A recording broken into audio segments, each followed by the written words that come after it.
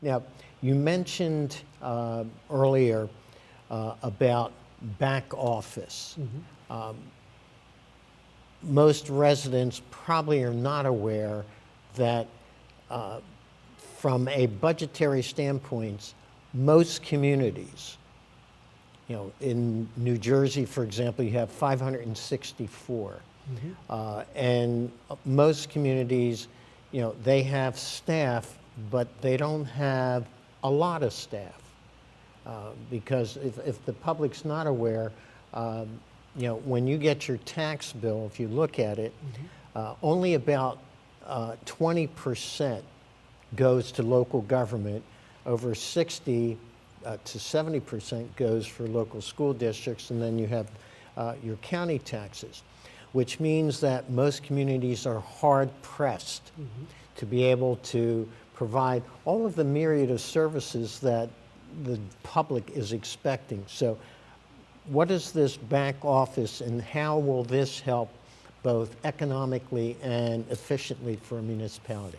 So I've been fortunate enough for many cities that I've spoken to have given me a tour of their back office operations when it comes towards relating to marketing and public outreach. I understood the process on how currently they have their staff who have their day jobs, but sometimes these people cannot do their jobs effectively because they're finding themselves answering calls from people because people don't know where to go. So that's one area.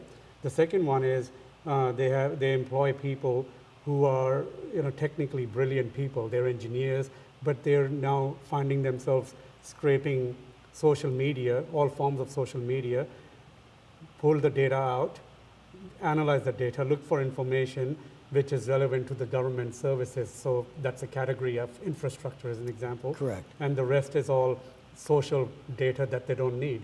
And that's a very time-consuming exercise.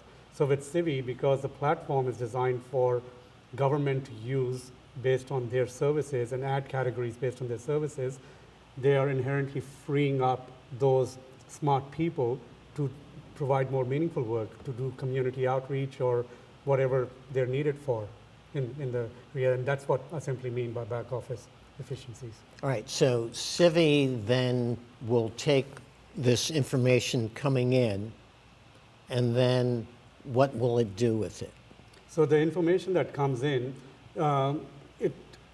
first, I guess information coming in is only as good as the starting information that's going out. Correct. So once the mayor or the city official has put the project onto Civy and put the relevant questions they want to ask, all that information that will be coming in, again, the responses to those questions will be available as a downloadable report.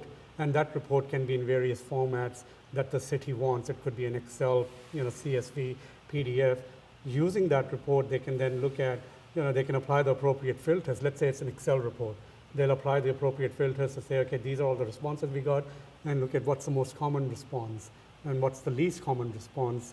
And basically on that principle, it'll give them the comfort level now, at least they've reached 65% of people as opposed to 10% previously, or even my aim is 100% target. Right? But it'll give them the comfort that they've reached such a broader audience, and there are people who are against the project or for the project, and they've given their reasons why, and it allows them to make a faster informed decision.